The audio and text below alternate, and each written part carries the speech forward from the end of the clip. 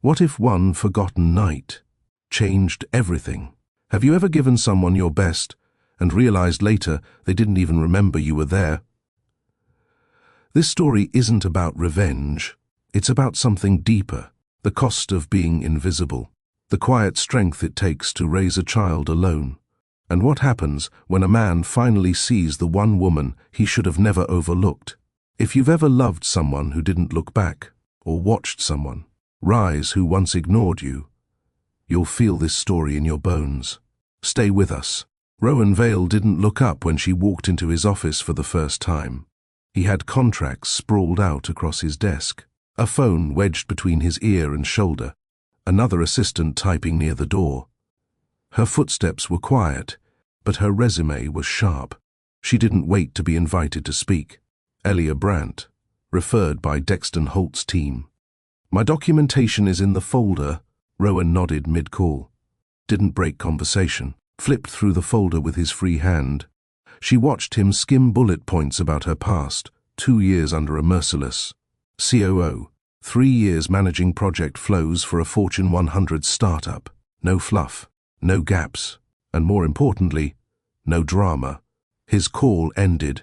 He finally looked up. "You worked under Dexton Holt?" he asked, scanning her eyes now instead of paper. "Yes." 2 years. "He's a monster." I adapted. That made him pause. Elia didn't blink, didn't smile. He leaned back. "What do you want out of this job?" She tilted her head. "I want to work, efficiently, cleanly, and without becoming part of anyone's storyline." Rowan smirked. Most applicants tried to charm him. She didn't. He extended his hand. "You're hired. Start tomorrow." By week 3, Elia had mastered the rhythm of Valtech's 47th floor. Rowan Vale wasn't loud, but he moved fast. He didn't yell, didn't micromanage, but he expected precision, silence, forward motion. Elia thrived in that. She didn't gossip with other assistants. She didn't hover. She didn't seek praise. She solved problems before they reached his desk, rearranged his travel calendar with 3 backup options, handled his board's tantrums with soft, effective wording. Rowan noticed, but didn't comment. Until one afternoon, when he passed her desk and said quietly, "You stay late." "I leave after the last fire is out." He nodded. Kept walking. That was how they worked. Quiet. Clean, separate, but not unnoticed. Rowan Vale had a reputation. Built Vale Tech from a garage in Queens. Turned it into a global consultancy by age 33. Now 38, he was on the cover of magazines. Interviewed by business schools. Still wore the same watch he bought 10 years ago. Still lived in the same penthouse he barely slept in. No wife, no children, no office affairs. He dated models briefly. Women who didn't need morning conversations. But none of them lasted, because Rowan didn't want chaos in his life. He wanted control. Elia gave him that. Not emotionally, professionally. She made his days smoother. And yet, the two of them never crossed the invisible line. Not until December. Elia found the envelope clipped to her monitor just after lunch. Annual gala invite, it read. Valtech's Christmas gala was infamous. Rooftop venue, ice sculpture bars, jazz quartets flown in from New Orleans. She had no intention of going. But later that day, her supervisor walked past and paused. "You haven't RSVP'd." "I wasn't planning to attend." Rowan noticed. That made her glance up. "He asked if you were coming," her supervisor added, dropping the casual tone. Elia didn't answer, but that night she stood in front of her closet longer than usual. Pulled out a black velvet gown she'd only worn once, for a cousin's wedding years ago. It still fit. She left her hair down, added lipstick, looked at her reflection, unsure if she looked too much like herself or not enough. The gala glowed from the 54th floor of the Diamond Crest Hotel.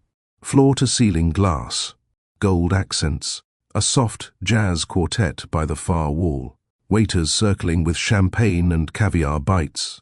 Elia stepped inside, and, suddenly, wasn't invisible. Men turned, women glanced. But the man who stopped mid-sentence, mouth parted slightly, was Rowan Vale. He blinked. His date, some leggy art consultant, was talking, but he was staring at Elia. She felt her hands tense at her sides. Then he stepped toward her. "Hi, I'm Rowan," he said, as if meeting her for the first time. She raised an eyebrow. "I know." He laughed, slightly embarrassed. "Right, that was dumb. You just look different," she offered. He paused. "Beautiful." She turned to place her clutch on a side table. He watched her shoulders move, as if seeing her body for the first time. Then he asked, "Dance with me?" She said yes.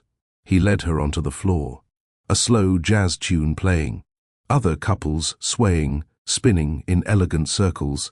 Rowan wasn't flashy. He didn't talk about himself much.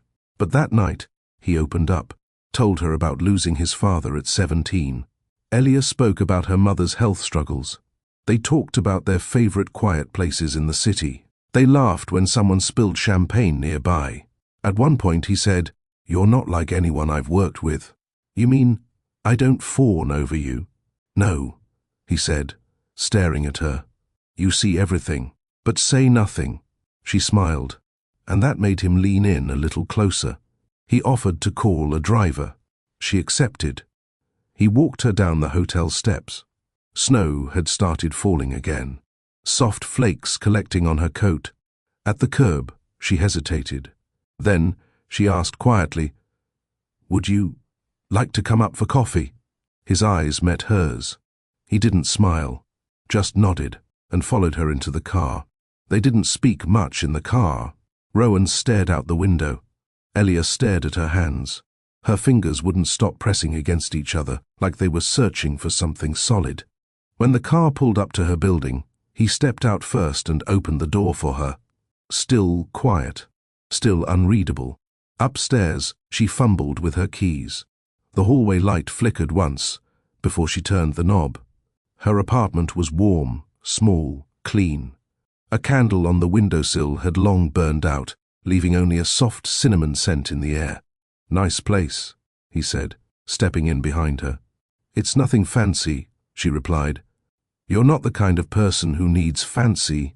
He meant it as a compliment, but it landed somewhere between strange and too observant. She took his coat and motioned toward the couch. "I'll get the coffee." He stood still. "You don't have to pretend we're doing this for coffee." She froze at the kitchen counter, her hand hovering over the cabinet where the mugs were. "You can leave," she said without turning around. "I don't want to." The words came out slower, lower, like he was figuring them out as he said them. She turned, watched him walk toward her, his shoes silent against the wooden floor. "You looked like someone else tonight," he said. "But somehow, more like you than I've ever seen." He stopped just inches from her. "I didn't come up for coffee," he added. "I know," she whispered. He kissed her.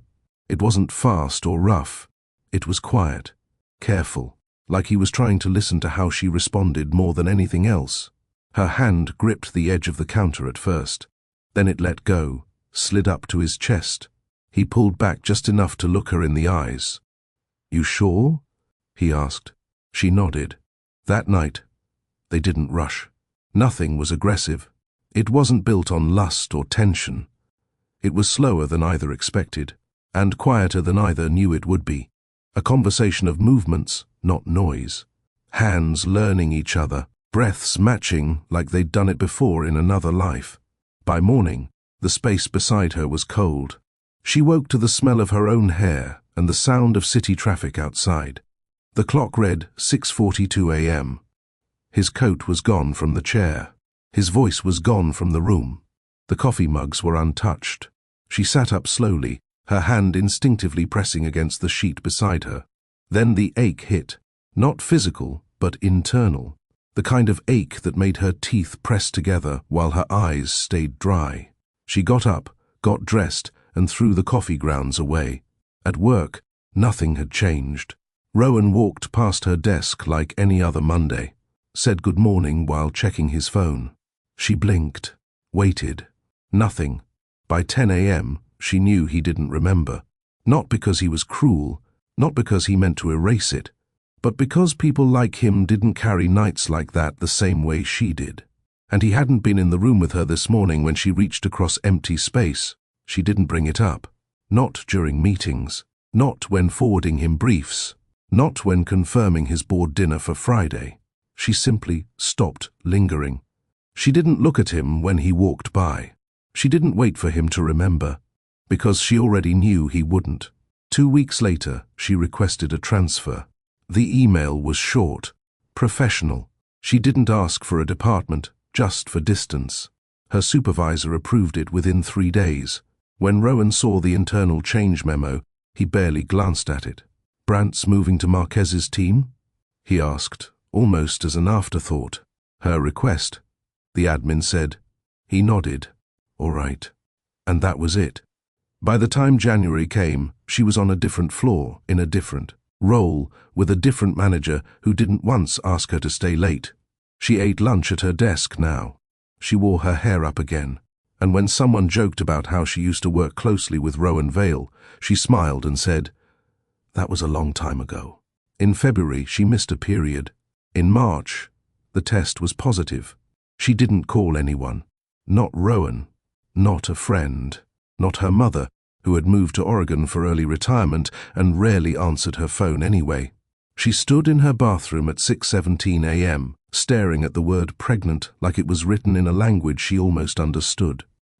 Her breath stayed shallow. Her shoulders stayed still.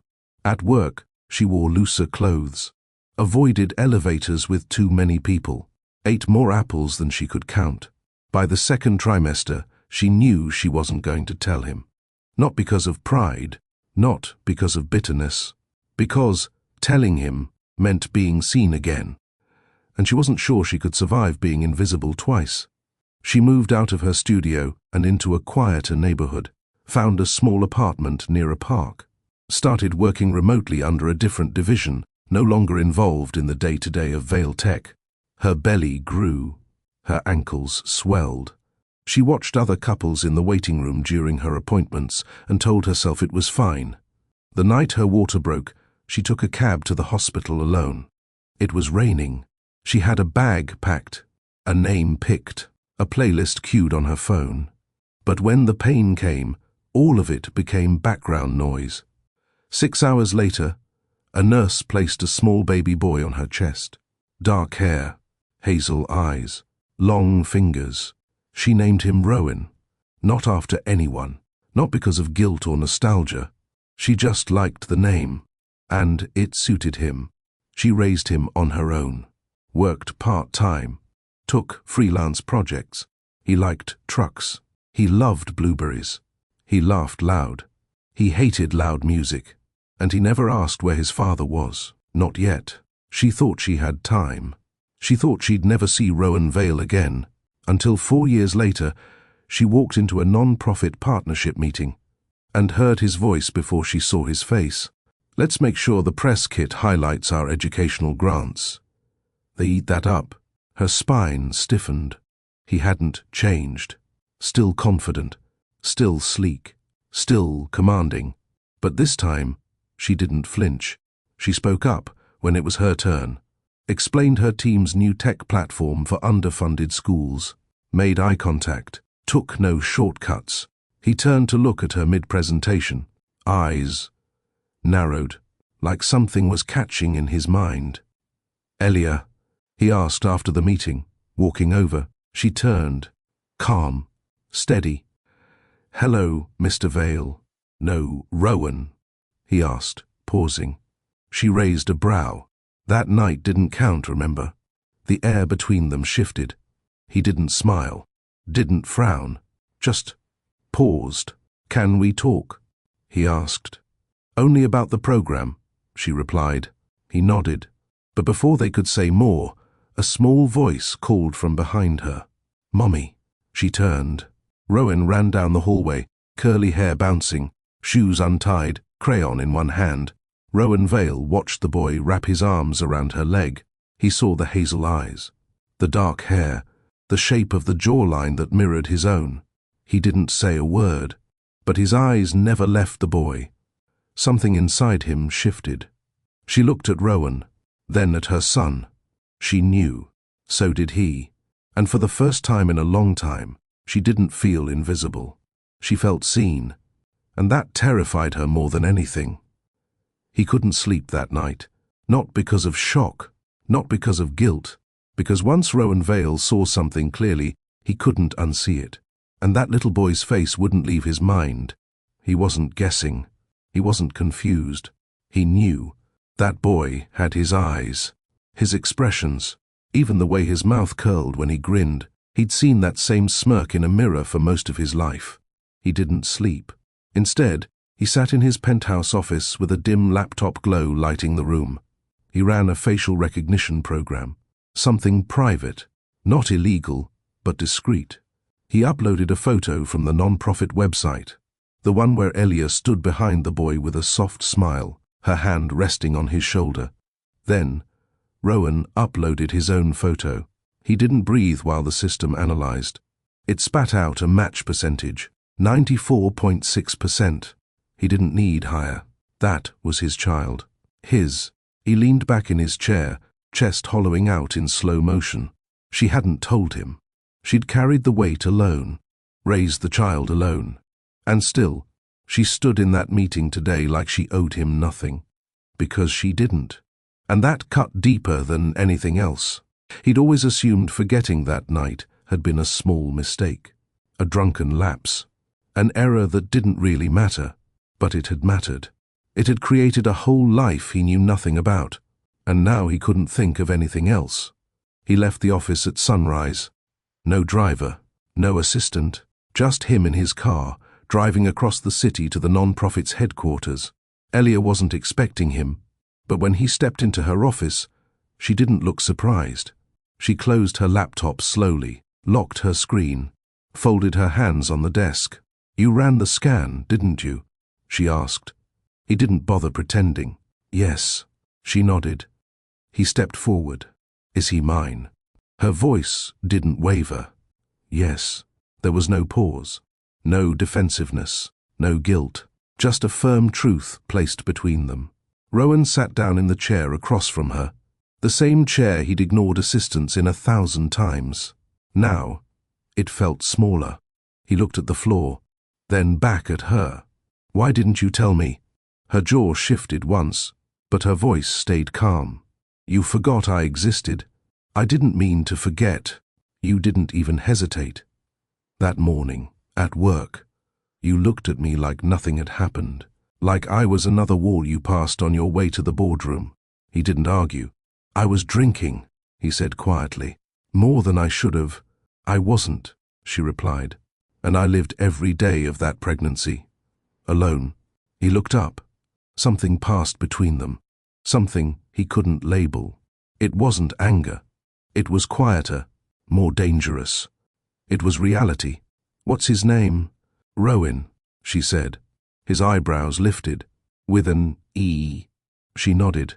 "I didn't name him after you, I just liked the name." He believed her. The silence stretched. He finally spoke. "Can I see him again?" She leaned back in her chair, studied him, not as a former boss, not as someone she once kissed in a kitchen, as a man, as a father, if she allowed him to be. "That depends," she said. The first visit was awkward. Elia set the rules. Once a week. Her apartment, 1 hour. No gifts. No surprises. No alone time. Not yet. Rowan agreed to all of it. He showed up in jeans and a sweater, which felt strange after years of 3-piece suits. Rowan, the boy, was in socks and a dinosaur hoodie, clutching a red plastic truck in one hand and a broken crayon in the other. He stared at Rowan for a long time. Didn't speak, didn't run, just stared. "Hi," Rowan said gently. He looked at Elia. She nodded once. "I'm your dad." Rowan blinked, then sat on the carpet. Rowan joined him. He didn't ask for a hug. Didn't ask questions. He let the boy line up toy cars in rows while he watched. Elia stayed in the kitchen, watching quietly from a distance. The second visit was better. Rowan asked if he had a car like the one in his hand. Rowan told him he used to, but it couldn't fit a car seat. The boy laughed. By the third visit, they were reading books on the rug together. By the fourth, Rowan fell asleep with his head against Rowan's chest. After Elia carried the boy to his room, she came back out to find Rowan still sitting there, silent, still, hands folded. "He's smart," Rowan said softly. "He is. He hums when he's nervous. He gets that from me." Rowan nodded. "I missed everything." "Yes," she said. "You did. I want to be in his life." She didn't say no, but she didn't say yes either. She watched him for a while. "You can come next week," she finally said, and he nodded, as if accepting a challenge he'd earn one visit at a time. The fifth visit changed everything. Rowan came with no gifts, no agenda, just a blanket and a coloring book. They sat by the window on the floor. Halfway through coloring a tree, Rowan looked up. "Are you really my daddy?" Rowan froze. He looked at Elia, who stood across the room. She nodded slowly. Rowan turned back to the boy. "Yes," he said gently. "I am." Rowan didn't say anything at first. Then he smiled and crawled into his lap, held him tightly. Something cracked open inside Rowan Vale that day. A part of him he didn't know was locked. The next visit, Rowan brought something unexpected. A thick, leather-bound scrapbook. Elia raised an eyebrow. "Photos. Not real ones," he said. "I made it up." He handed it to her. Inside, each page had drawings, scribbled notes, imagined birthdays.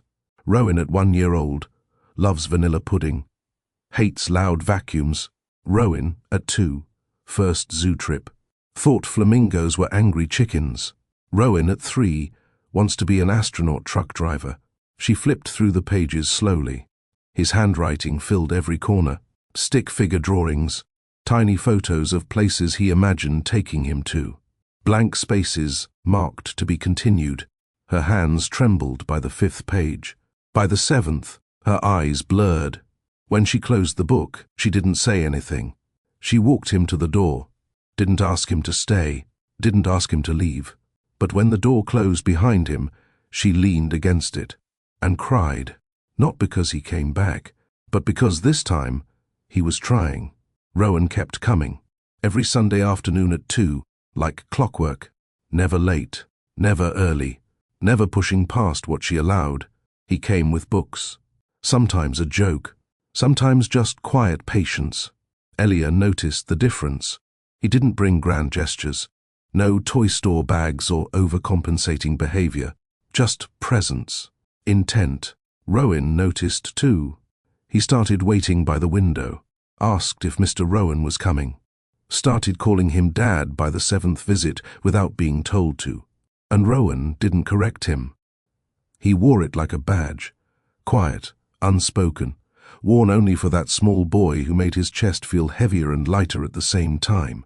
Elia stayed cautious. She watched from the kitchen, folding laundry, taking calls, pretending not to listen while Rowan read bedtime stories or explained the moon's phases using a flashlight and a tennis ball. But something inside her was thawing. She didn't want it to. She told herself every night not to mistake consistency for permanence, not to mistake presence for change. But one night, after Rowan fell asleep on the couch between them, she handed Rowan a mug of tea and sat beside him. Not across the room, not from a safe distance, beside him. He took the mug slowly. "You don't have to sit," he said. "I know," she replied. They didn't talk for several minutes. The silence wasn't tense. It wasn't awkward. It was different, worn in, like the space between them had finally softened enough to be shared. He looked at her. "I was wrong about that night." She didn't answer. "I thought it didn't mean anything because I didn't remember it, but the truth is, I do remember things. I remember how you laughed when the jazz singer dropped a lyric. I remember how you touched your necklace when you got nervous. I remember wanting to see you again, but telling myself not to blur lines." She stared at the tea in her hands. "I remember that you looked at me like a person, Not a company, not a headline. Her fingers flexed around the cup. I remember waking up alone and feeling relief, because I didn't know how to face you without ruining what we had at work. And I told myself it was better if I forgot. Cleaner. You succeeded, she said quietly. He looked down. I did. But I never said it didn't matter. I just didn't know how to carry the weight of it, and I was selfish. That word landed differently. She looked up, met his eyes. He didn't blink. He meant it. She set her mug down. Rowan stirred in his sleep. She brushed his hair back. He asks about you more, she said. I think about him all the time. I know, she said. That's the difference. He didn't speak. Neither did she. But when he stood to leave, she walked him to the door again. Only this time, she lingered in the hallway. Rowan's school has a family day at the park next week, she said. You could come, if you want. He turned slowly. Are you sure? I wouldn't have said anything if I wasn't. He nodded. I'll be there. The park was crowded with kids, kites, juice boxes, and tired-looking parents with folding chairs. Balloons tangled in tree branches. Someone had brought a speaker that played acoustic pop covers way too loudly. Elia wore jeans and a striped long-sleeve shirt.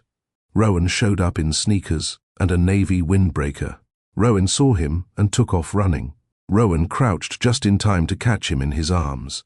You made it, the boy said, face bright. I told you I would.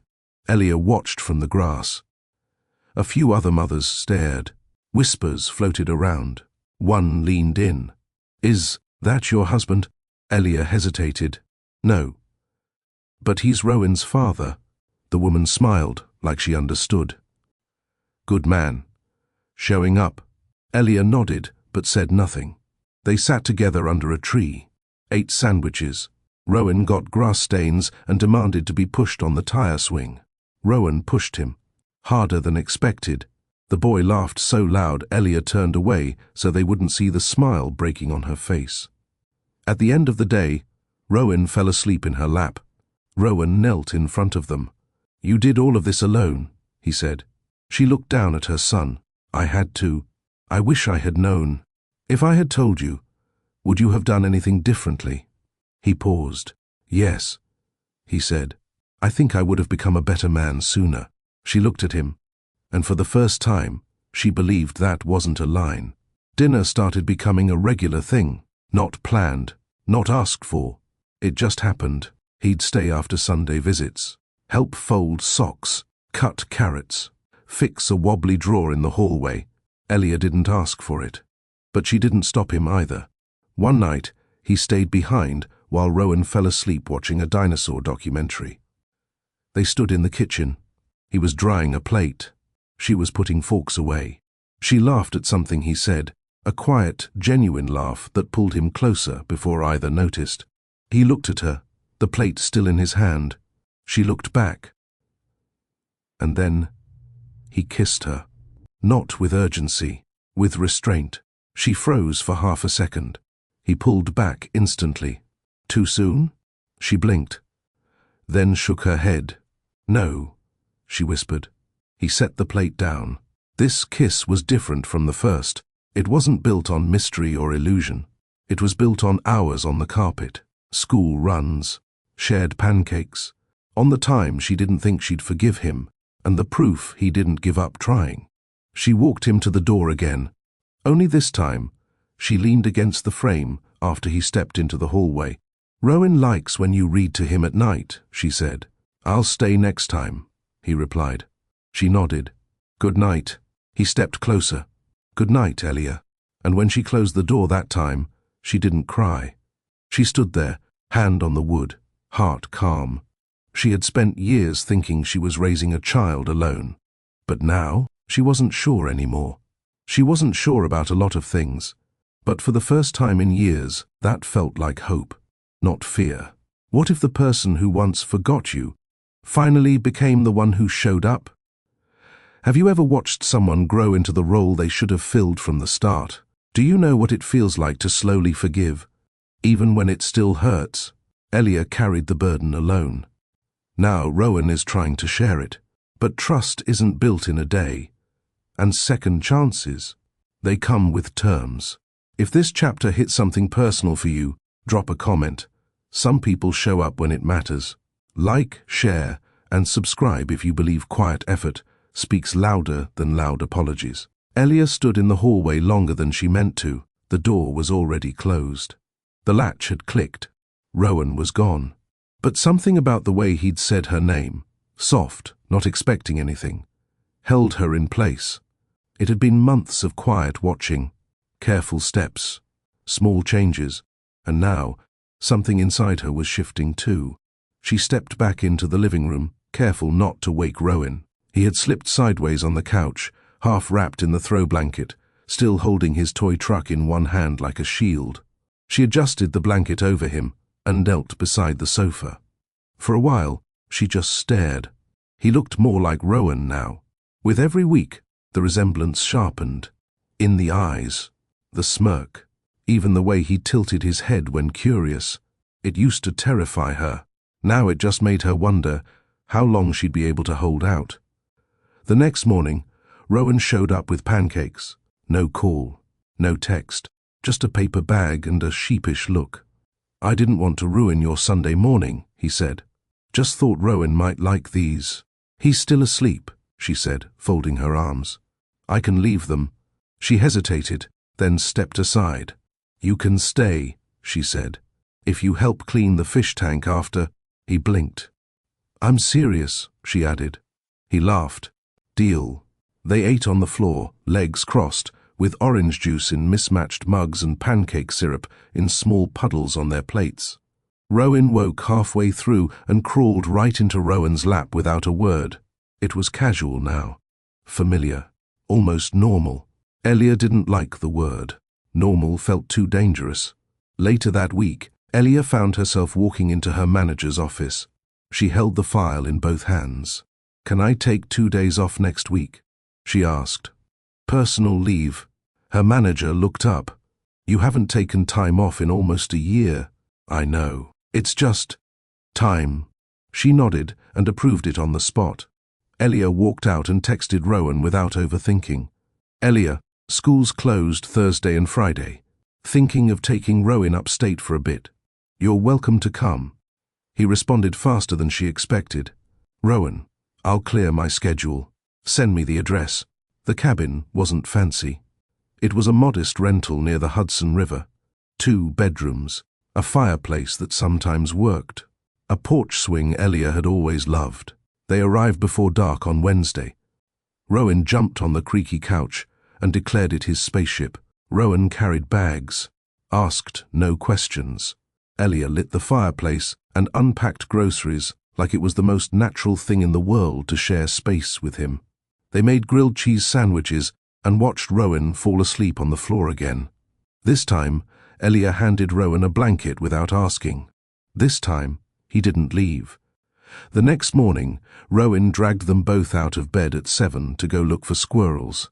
They bundled up, stepped out into the cold.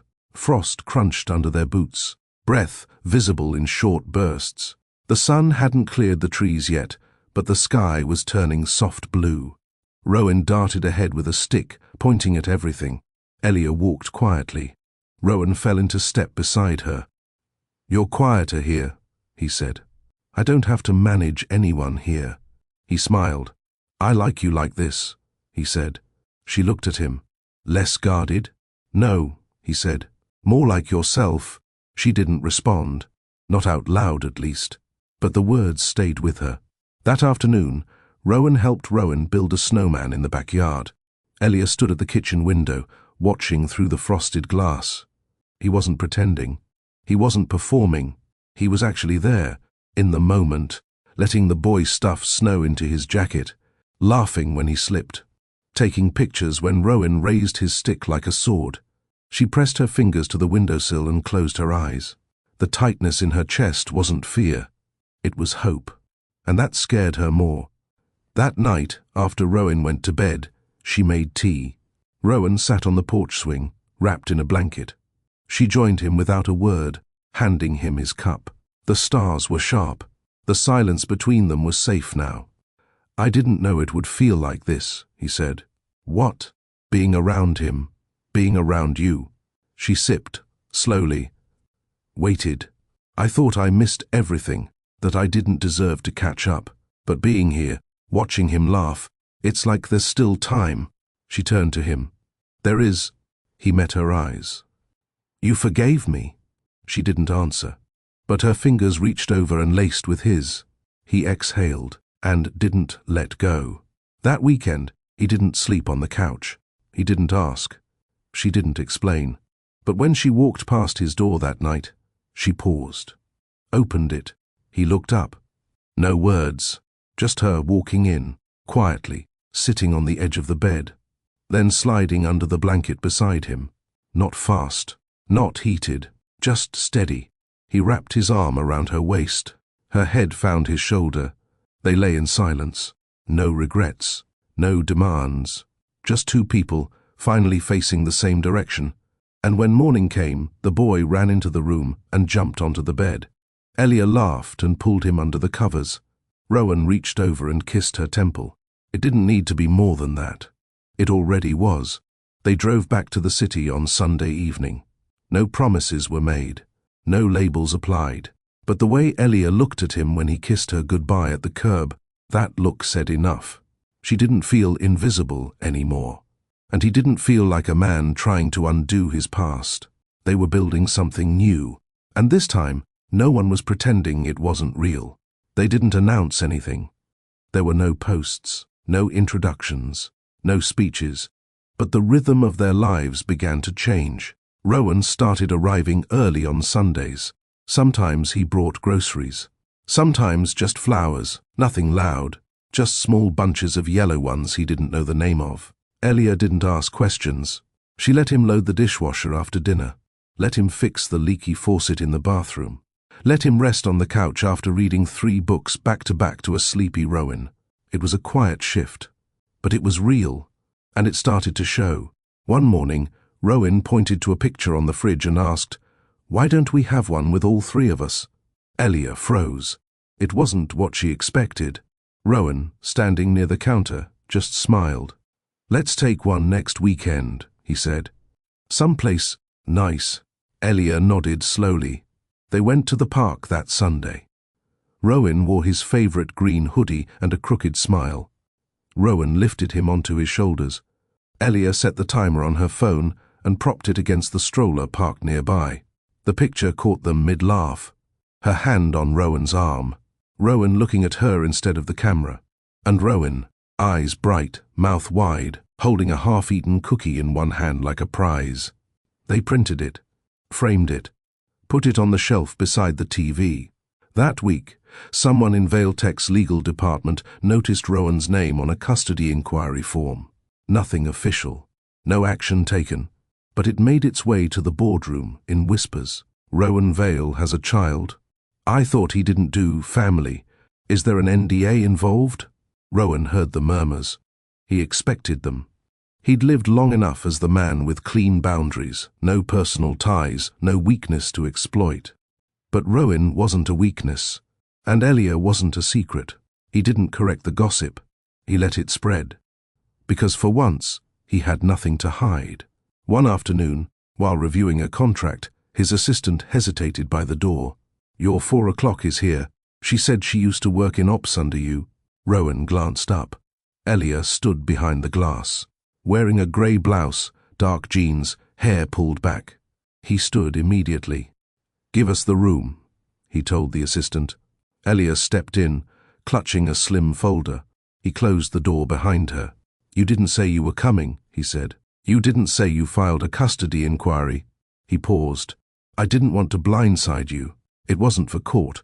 It was to get the paperwork started, in case anything happened. To have my name on file for medical emergencies." She held his gaze. "You could have asked me first."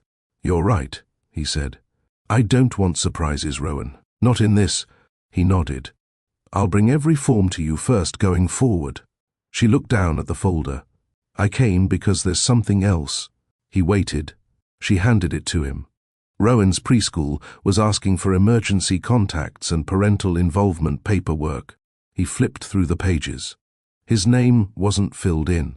"I wanted you to do it," she said. "If you still want to—" His jaw tightened for a second. Then he nodded. "I'll fill it out tonight." She turned to go, but he stopped her. "Elia." She looked back. "I've never been in something I wanted to protect more than this." She didn't speak, but the way her shoulders softened, that was enough. Friday morning, he showed up at the preschool with a full file folder.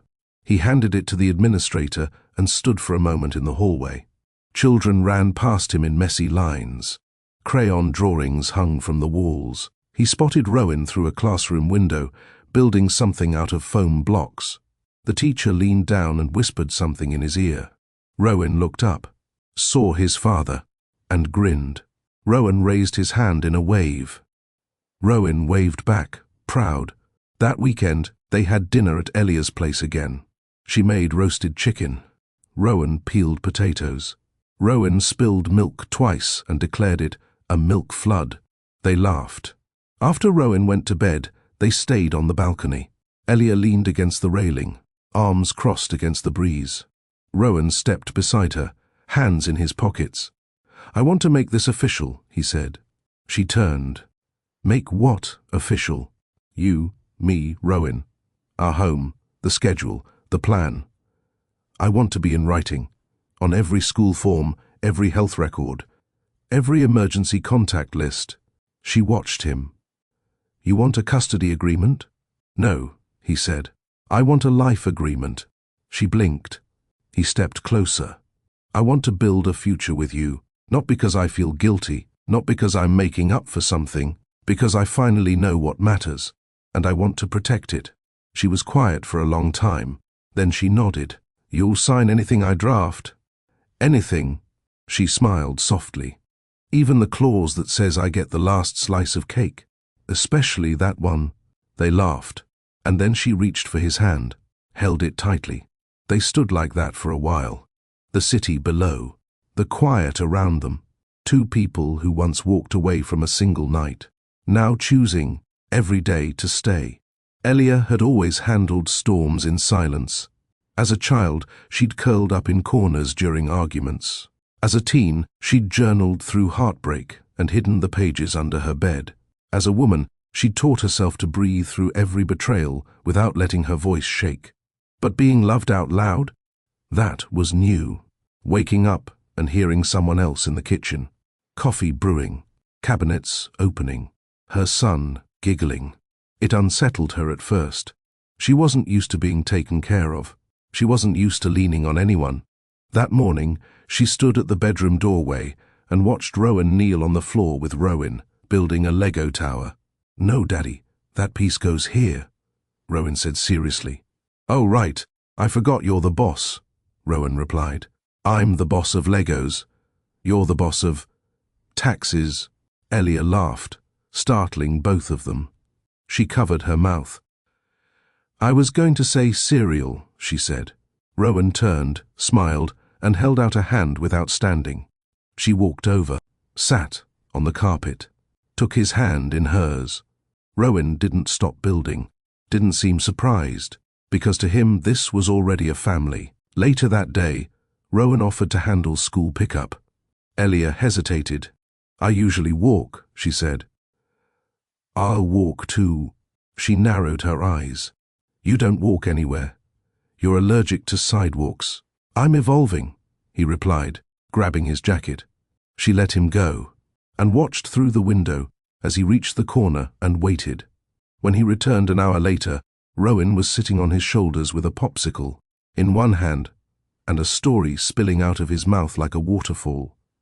And then the snail was like, "No way, Jose." And everybody laughed and I dropped my banana, but Miss Carleen said, "It's okay." Rowan grinned like a man who had just walked out of a boardroom with a billion-dollar deal. Elia met them at the door. Rowan set Rowan down and looked her in the eye. His teacher asked if I was Dad. I said yes. She nodded. And then she said, "Oh, we thought so. He talks about you all the time." Her eyes warmed. "You okay with that?" he asked. She looked down at her son. "Yeah," she said softly. I'm okay with that. That weekend, they visited Elia's mother. It was unplanned. Rowan offered to drive. I should warn you, Elia said. She's not warm. I've had board members throw staplers at me. I think I'll survive. She smirked. But when they pulled up to the little house in Hastings, her fingers tightened around the steering wheel before stepping out. Rowan carried the flowers. Rowan carried a coloring book. Elia carried a history that still sat heavy in her lungs. Her mother opened the door and stared. Tall, sharp eyes. Hair pulled into a tight bun like it was made of wire. You brought guests, she said. Hi, I'm Rowan Vale, Rowan said, extending a hand. She didn't take it. This is your son? She asked Elia, looking at Rowan. Elia nodded. His name's Rowan. Convenient. Rowan tensed, but Elia raised a hand slightly. A signal, not here. Not now. They sat in the living room. Rowan played checkers with Rowan on the floor. Elia stood in the kitchen with her mother, slicing apples. He looks like him, her mother said quietly. Yes, he left. No, he's here. Her mother's knife paused. You're letting him back in? Elia didn't answer. Her mother snorted. You're softer than I thought. No, Elia said. Just stronger than you give me credit for. Her mother glanced over. You always had too much heart, she muttered. Elia handed her the bowl of sliced apples. You say that like it's a weakness, she said, then turned and walked away. Back in the car, Rowan didn't ask questions. Elia looked out the window. She didn't like you, she said. I've been told I'm an acquired taste. She smirked. She didn't like me either. He reached over and gently took her hand. Good thing we don't live with her. Emails, meetings, Vale Tech legal updates. Rowan spilled paint on his backpack. By dinner, everyone was exhausted. Elia cooked something fast, rice and roasted vegetables. Rowan picked out the carrots. Rowan picked up the carrots and put them in his own bowl. Rowan giggled. You're my trash bin. Rowan grinned. I've been called worse. Elia watched them. She didn't say it out loud, but something in her chest softened again. This wasn't the life she imagined when she found out she was pregnant. It was better, messier, slower, but better. Later that night, Rowan found her on the couch, legs tucked under a blanket, typing on her laptop. He sat beside her. You okay? Just organizing invoices. You don't talk about the early days much, he said. She didn't look up. What's the point? I want to know. She stopped typing. Looked at him. I worked through my second trimester while hiding from everyone at Vale Tech. I threw up in conference rooms and blamed it on bad coffee.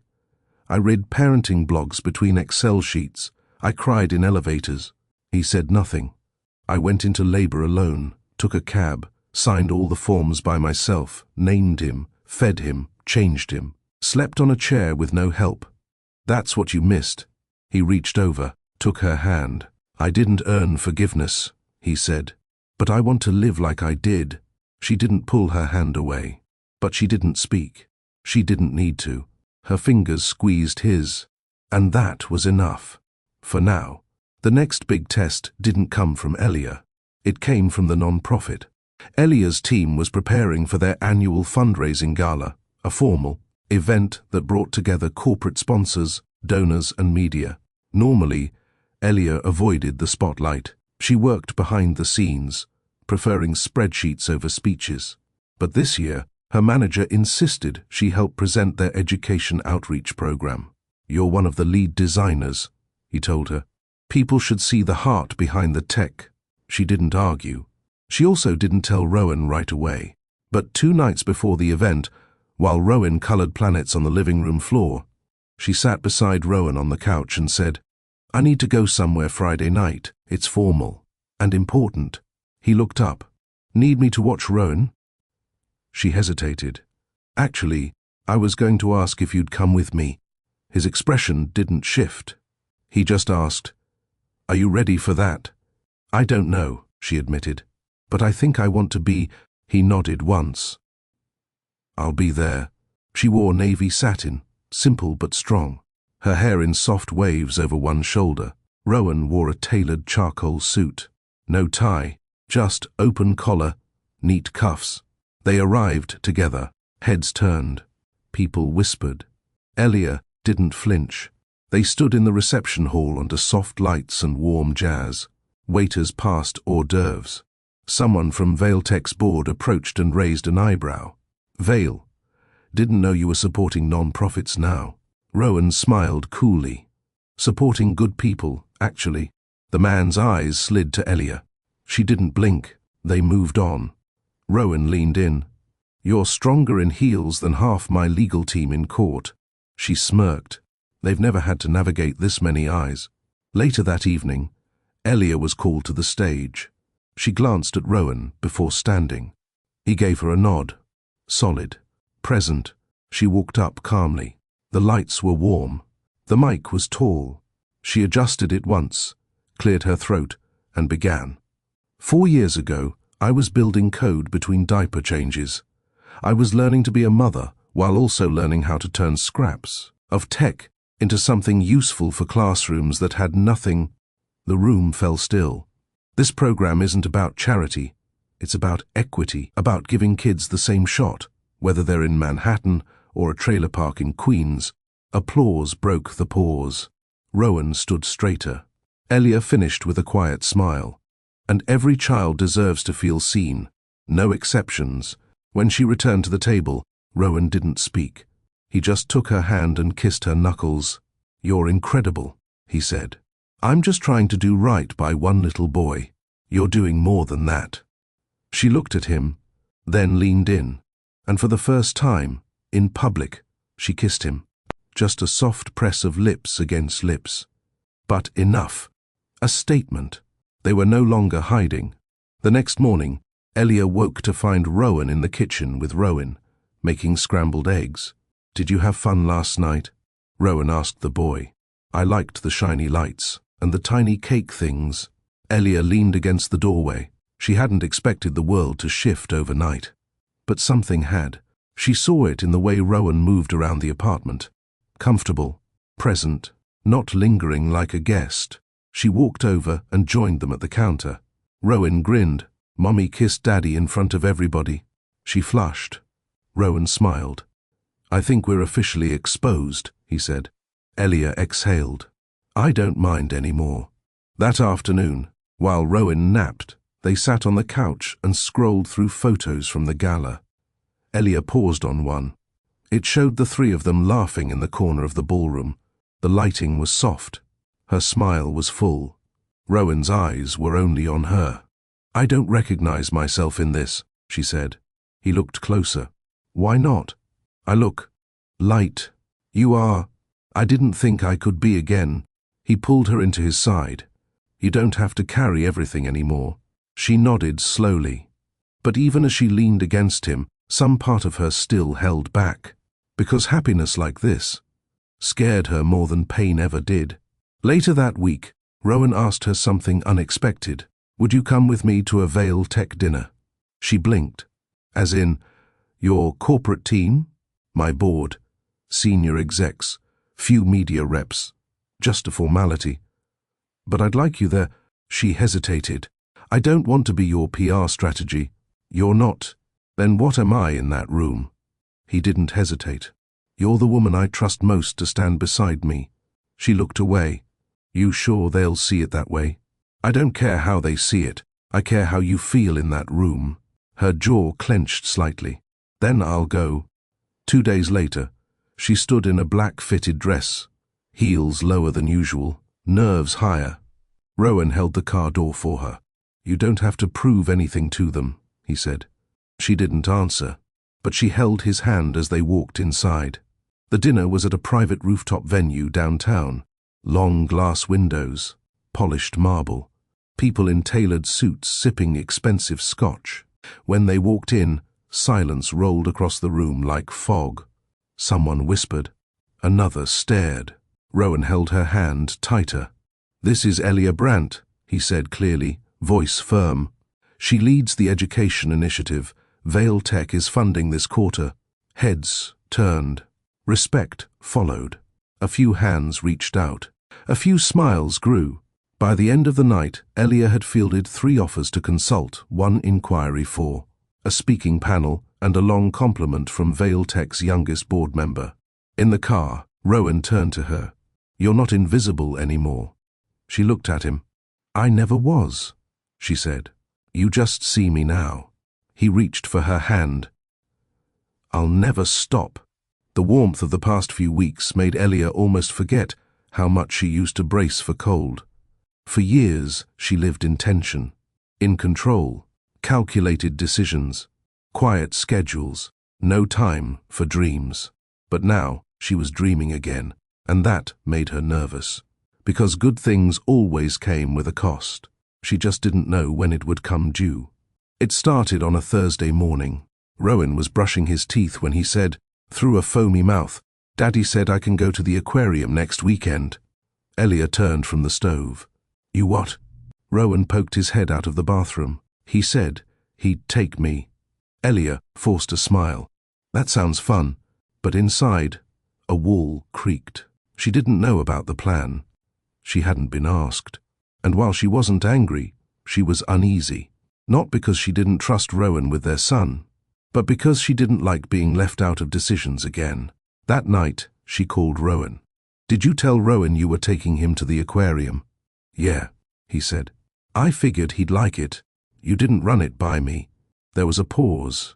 "I didn't think it'd be a problem." "That's not the point." His voice lowered. "You said you wanted me to be involved." "I said I wanted you present," she corrected. "Not making plans like you're his only parent. I'm trying to build memories. I'm trying to keep structure." The silence between them stretched too long. "I'll call you later," she said, and hung up.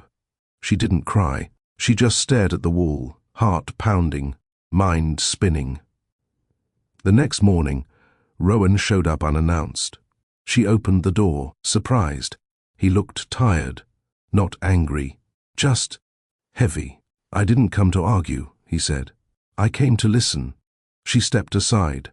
They sat at the kitchen table. Rowan was still asleep. Rowan folded his hands, waited. "I've done everything alone for so long," she said quietly.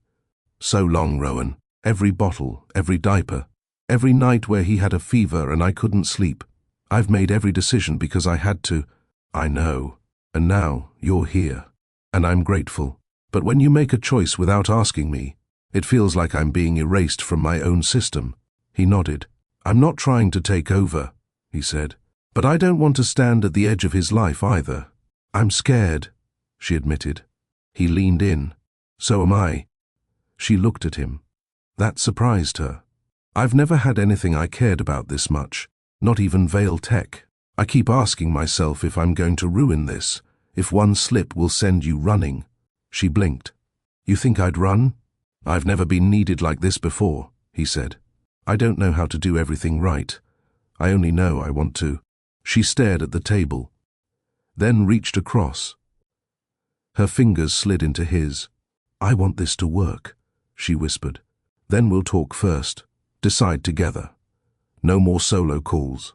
She nodded. "And maybe I stop assuming you'll disappear again." His grip tightened slightly. "I won't." Later that day, they sat with Rowan between them. Rowan explained the aquarium plan again, but this time Elia added details. They planned it together. Rowan didn't notice the shift, but they did. And for the first time in a long time, Elia felt something stronger than fear. She felt stability. That weekend, they all went. 3 tickets. 1 map. Countless photos. Rowan squealed at the jellyfish. Rowan lifted him to see the sharks. Elia laughed so hard at Rowan's penguin impression that people turned and smiled at the sound. They bought a keychain at the gift shop. Rowan picked a plastic whale. Elia picked a silver token that said, "Family." Rowan paid without a word and slipped it into her palm. That night, after Rowan was asleep in the car, Elia watched the city blur past the window. Rowan drove one hand on the wheel, the other resting on the console. "I don't think I've ever felt this calm," she said quietly. "Good calm or dangerous calm?" She smiled. "The kind that makes you think about a future." He looked at her, eyes soft. "Are you ready to build one?" She hesitated. But not out of fear this time. She looked back at her son in the back seat, dreaming with his cheek against his car seat strap. Then back at the man who didn't run. "I'm getting there." He reached for her hand, held it the rest of the way home. Rowan started showing up even when he wasn't scheduled to, not out of need, not out of guilt, but because it felt natural now. Sometimes he'd text a simple, "You need anything?" Other times he'd arrive with fresh fruit saying, "Rowan told me the bananas here are suspiciously squishy." "I thought I'd investigate." Elia had stopped keeping score, stopped watching the calendar. One evening she found herself folding his laundry beside her own, without realizing she'd sorted them together. That night, he didn't sleep on the couch. He slept in her bed. Again, no tension, no performance, just warmth and safety. Their bodies had learned each other. Their rhythms had synced. She breathed easier beside him. One rainy Friday afternoon, Rowan came home with a drawing from preschool. It showed 3 stick figures, one taller than the others, one with curly hair, one with an exaggerated smile and blue crayon hair. Elia asked, "What's this?" Rowan pointed. "That's you, that's me, and that's Daddy. We're holding hands. But Daddy's hand is really big because I wanted him to look strong." Rowan knelt beside them. "Did you show this to your teacher?" "Yep," Rowan said proudly. "She said we look like a team." Elia looked at Rowan. She didn't say it out loud, but the words stuck in her head. Team. That's what they were now. On Sunday morning, Elia woke up to an empty bed. She walked into the kitchen to find Rowan packing Rowan's lunch. "You guys are going somewhere?" she asked, rubbing her eyes. Rowan smiled. "You've been tired. I thought I'd take him to the museum for a few hours. Let you rest. You're doing the solo dad shift?" He nodded. "Sure you're ready for that?" He grinned. "I've handled billion-dollar negotiations and 4 hostile board votes. I think I can handle juice boxes and dino exhibits." She raised an eyebrow. "We'll see." When they returned 3 hours later, Rowan was asleep on Rowan's shoulder, holding a tiny plastic T-Rex. Rowan set him on the couch and covered him with a blanket. "He was a champ," he whispered. "He didn't ask for me." "Nope. We were too busy naming all the skeletons." She looked down at her son. "Thank you," she said. He looked at her. "You don't have to thank me for showing up. I want to." She took his hand. This time, she didn't let go. On Tuesday, they had dinner at Rowan's penthouse for the first time. Elia hesitated before agreeing. She hadn't been back since that night. The forgotten night. He must have known what it meant when she said yes. He spent 2 days cleaning every corner, bought a small booster seat for the counter, stocked the fridge with almond milk and gluten-free pasta because Rowan gets gassy and dramatic. When they walked in, Rowan shouted, "Whoa, you live in a castle?" Rowan laughed. "I pay castle rent, that's for sure." Elia noticed the difference. The cold chrome and glass felt warmer now. Softer lighting. Photos on the wall. One showed her and Rowan at the aquarium. She turned to him. "You printed this?" He shrugged. Felt like it belonged here. Rowan ran across the floor and skidded into the guest room. "This is mine now. You're welcome to stay any time," he said. He wasn't looking at the boy. He was looking at her. She swallowed. "We'll see." They had pasta, watched a movie, built a pillow fort. At bedtime, Rowan curled into the guest bed and whispered, "Tell me a story." Rowan told him one about a lion who got lost and found his way home, not by roaring, but by listening. Rowan fell asleep before the ending. Elia stood by the door, arms crossed. "You're a good father," she said softly. Rowan turned. "I didn't know if I could be." "You are," she said. "You are now." He stepped closer. Her eyes didn't move from his. "You still afraid?" he asked. "Yes," she said. "Of what?" "That one day I'll look around and you'll be gone. Not because you meant to, just because life pulled you too far away." He took her hand. "Then I'll hold on tighter." She nodded. He pulled her into his arms. No promises, just presence. And in that moment, it was enough. But the next morning, the first crack appeared. Rowan's phone buzzed 3 times at breakfast. He didn't answer. On the fourth, he stood. "I'll step out for a second." Elia fed Rowan scrambled eggs and waited. 5 minutes passed. 10, 15. When he returned, his expression had changed. "What's wrong?" she asked. "It's nothing urgent." She watched him. "But I may need to go to Tokyo for a week. There's a buyout in motion. My signature's holding the timeline. Next week? Maybe." Her shoulders stiffened. He noticed. "I'll be back." "I know. It doesn't change anything." She nodded. But the old fear stirred, because she'd built this with him present. And now, she had to prepare herself to do a week alone again, just in case.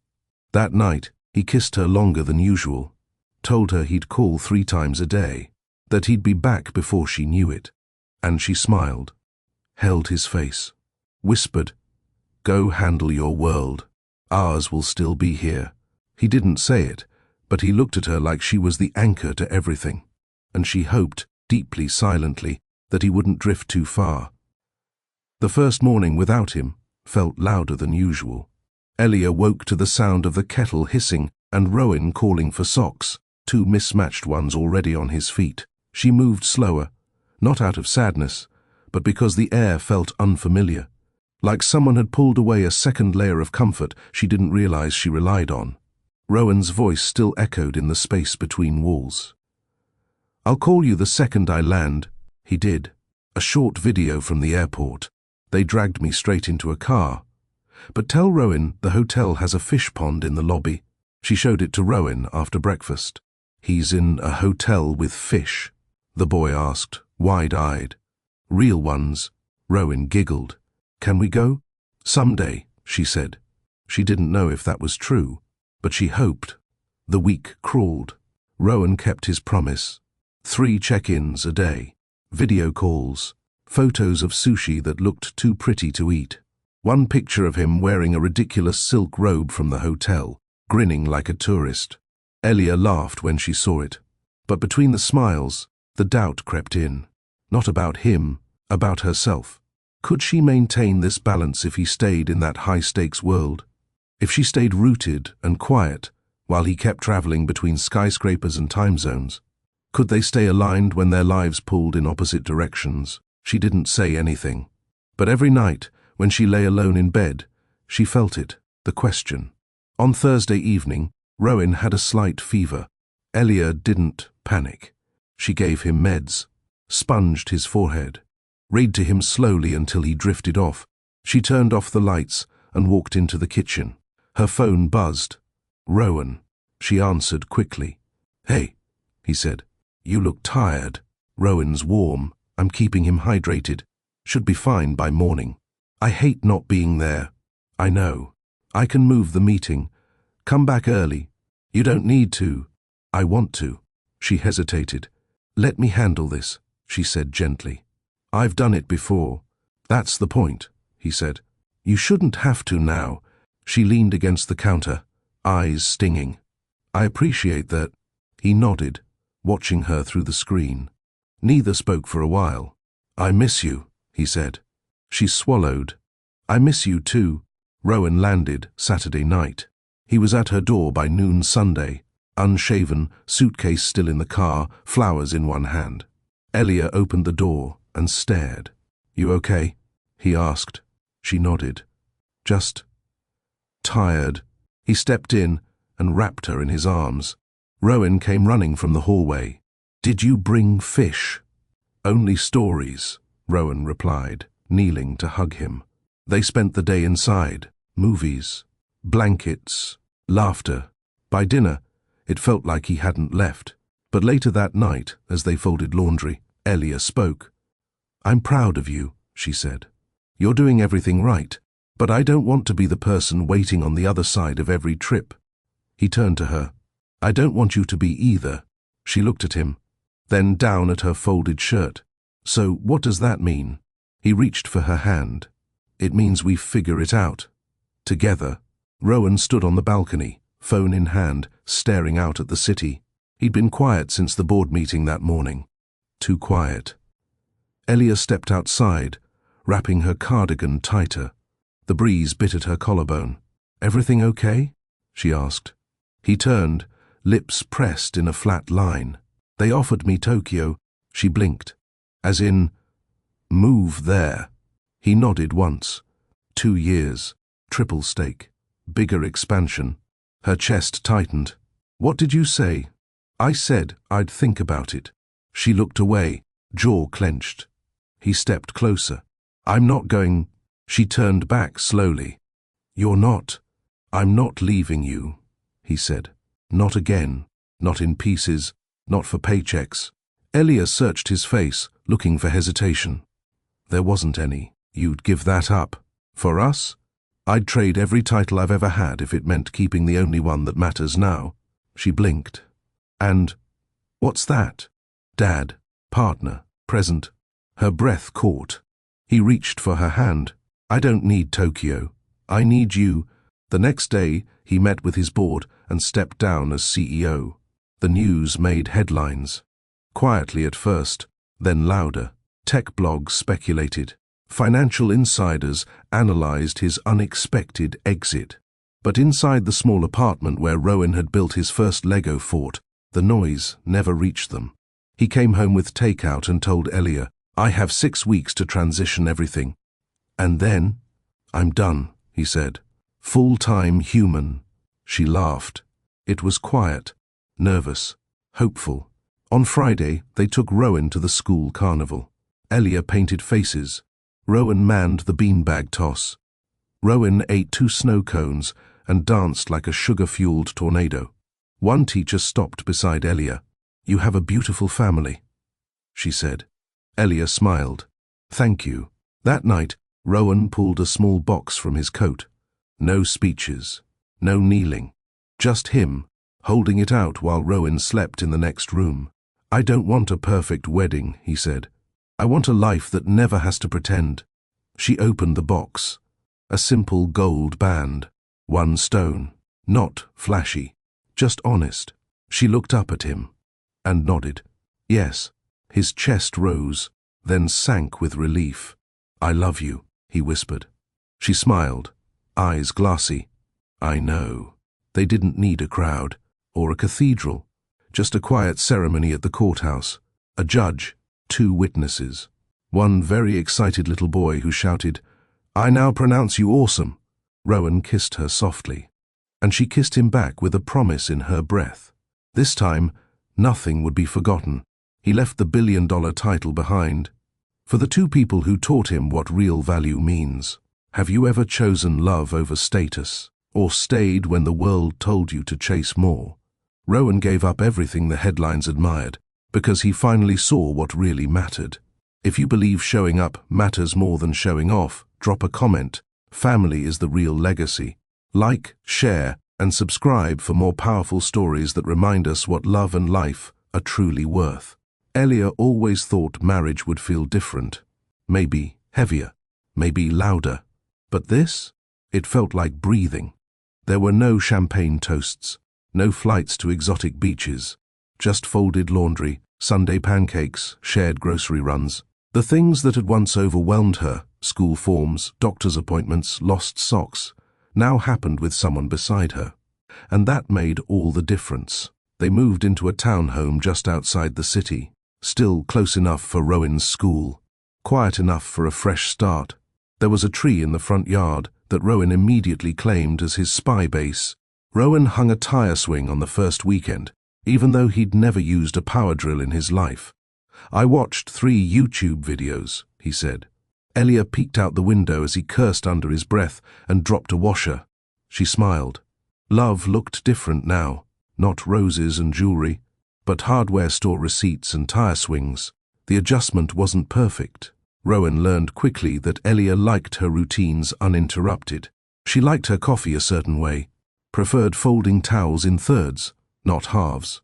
He, on the other hand, had never thought twice about towel folds in his life. Rowan thought it was hilarious. "You 2 are married, but you fold like enemies." Rowan grinned. "It's the only battle I'm willing to lose." Elia rolled her eyes, but she let him keep folding his way. Sometimes, They started sharing finances. It wasn't dramatic. But one morning, Rowan tried to pay off her student loan without telling her. When she saw the alert, she stared at the screen for 5 minutes, then called him. "You paid it all? You worked too hard. You shouldn't carry that. That wasn't your call." He went silent. "I don't want to feel like your project," she added. "You're not. I know. But I've built everything with my own hands. I want to keep building." He nodded slowly over the phone. "I'll ask next time." "Thank you." And he meant it.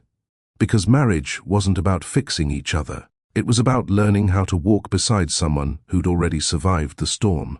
One night, they stayed up late after Rowan fell asleep. No TV, no music, just candlelight, shared silence, and a bottle of wine they didn't finish. Elia sat with her knees tucked up on the couch. Rowan leaned against the armrest, watching her.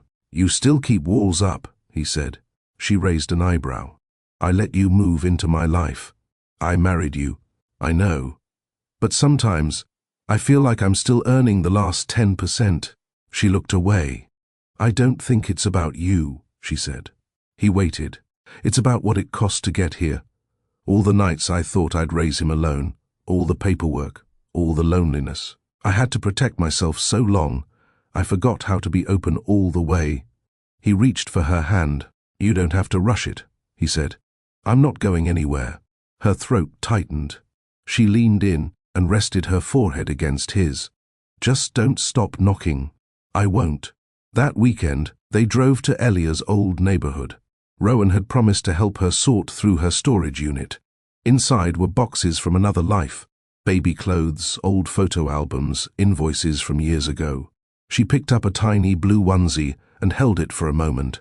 "He wore this the day I brought him home." Rowan didn't speak. She looked at him. "I cried that night. Not because I was sad, because I didn't know if I was enough."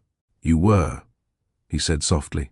She smiled, then looked around. "Let's take it all home." "Everything?" She nodded. "It's part of us. Even the hard parts." He lifted a box. "Then we're keeping it." Rowan got sick the following week. It started with a cough, then a low fever, then a 2 a.m. wake-up with him crying in their room, cheeks flushed and voice hoarse. Elia moved first, instinctively. Rowan followed without a word. She scooped him into her arms. Rowan grabbed a wet towel for his forehead. They sat on the couch together, Elia holding their son close while Rowan dialed the nurse line. 30 minutes later, they were heading to the emergency clinic. Elia didn't look back once. Rowan drove like he'd done it 100 times. Rowan rested against her chest, eyes half shut, breathing shallow but steady. At the clinic, Elia answered the questions. Rowan handled the paperwork. They worked in sync, no panic, no raised voices. Just urgency, care, presence. The nurse gave Rowan a prescription and told them to monitor him for the next 24 hours. Back home, Rowan didn't sleep. He sat beside Rowan's bed all night, counting breaths, checking his temperature every hour. Elia watched him from the doorway. In the morning, Rowan was still there, head resting against the side of the bed, Rowan's small hand gripping one of his fingers. She brought him coffee. He took it and smiled, exhausted. "I would have done this alone," she whispered. "I know," he said, "but you don't have to anymore." She nodded. And in that moment, something deep inside her finally unclenched. The next afternoon, Rowan was better. They watched cartoons in bed. Rowan spoon-fed him mashed bananas, even though Rowan insisted he was too grown for baby food. Elia stayed in the kitchen, listening to their laughter echo down the hall. She stared at her mug, warm in her hands. This was the life she never thought she'd have. Not because it was glamorous, not because it was perfect, because it was shared, because she was no longer carrying everything on her own. That weekend, Elia's old co-worker invited them to a birthday cookout. At first, Elia hesitated. She didn't do big social settings, but Rowan nudged her gently. "We don't have to stay long," he said. "But it's good for Rowan to see us together outside the house." She agreed. They arrived to a buzzing backyard, kids running, music playing. the smell of barbecue filling the air. Rowan ran off to join the others. Elia stood close to Rowan, slightly stiff. But the tension didn't last long. People welcomed them. Her co-worker's husband cracked a joke about the tech guy finally being human. Rowan laughed. Later, when Rowan tripped and scraped his knee, both of them rushed over. Rowan picked him up while Elia kissed his forehead. They were a team. No hesitation, no questions. Someone watching whispered, "That's what a real family looks like." Elia heard it, and this time, she didn't feel like an imposter. She felt proud. That night, Rowan fell asleep early. Elia and Rowan sat on the porch with the lights dimmed and the air cool. She rested her head on his shoulder. "Today was a good day," she said. "It was. You handled everything like you've done it forever. I've had the best teacher." She turned to him, eyes soft. "You really aren't leaving, are you?" He shook his head slowly. "Not even if you pushed me." She laughed under her breath, then whispered, "Good." They sat in silence, hand in hand. No promises needed. The proof was already in the way he stayed. Rain tapped the windows in quiet rhythm. The lights were dim. A slow playlist murmured through the speakers, one of Elia's favorites, all mellow piano and soft vocals. Rowan had gone to bed hours ago, worn out from his school field trip. His muddy shoes still sat by the door, socks balled up inside them. Rowan walked in from the kitchen, wiping his hands on a towel. "You sure you don't want tea?" She shook her head. "I'm too warm already." She sat curled up on the couch, legs folded under her, hoodie sleeves covering her hands. He paused in the doorway and just looked at her. "What?" she asked. "You look at peace," he said. She smiled. "I think I am." He walked over, sat beside her, close enough that their knees touched. She leaned into him naturally. For a few minutes, they didn't speak. They didn't need to. He slid his hand over hers, fingers warm. "Sure." She turned her head slightly, resting her cheek on his shoulder. "You still wear the same cologne," she murmured. "Same as the night I forgot everything." She nodded once. "I remember it now," he said. "Not every detail, but how I felt, like the world shrank down to just you." She looked up at him. "I hated you for a long time." "I know. I thought you made a choice to erase me." "I did," he admitted. "It wasn't conscious, but it was real." Her eyes didn't blink. "I'm grateful you found your way back, but part of me still remembers the morning after, the silence, the emptiness." He took a breath. "Do you still feel it now?" "No," she whispered. "But I need you to understand where I come from, why I hesitate sometimes." "I do," he said, "and I'll never hold it against you." She let her fingers wrap around his. Slowly, deliberately, they moved to the bedroom not long after. There was no rush, just quiet steps, shared breath. He pulled off his shirt and paused. She stepped forward, hands brushing his collarbone, tracing a slow line down his chest. "You're different now," she said. "Good different?" She nodded. "You feel like home." His hand slid to her waist. Her shirt fell to the floor. They met in the middle, careful but certain. It wasn't loud or desperate. It was slow, intimate, safe, the kind of closeness that came from weeks of learning each other's rhythms, from bedtime routines and hard conversations, from choosing one another every day.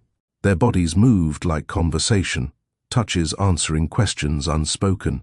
And when he kissed her, it wasn't a promise. It was proof that he was here. That he remembered. That none of it was one-sided anymore. Afterward, she lay against his chest, tracing small circles on his skin. The rain had stopped, but something new had started. Something anchored, deep. "I don't want this to ever feel ordinary," she said. He kissed the top of her head. "It won't, because we built it honestly." She closed her eyes. For the first time in years, her heart felt safe in someone else's hands. And she didn't flinch. The light crept in slowly, not harsh, not urgent, just the soft grey of morning brushing across the edges of the bed. Elia stirred first, blinking into the quiet. Her head rested against Rowan's shoulder, his arms still tucked around her waist. The blanket was twisted between them, the room warm from the night before. She listened for movement from Rowan's room. Nothing yet. Still early. She glanced at Rowan. His chest rose and fell in steady rhythm.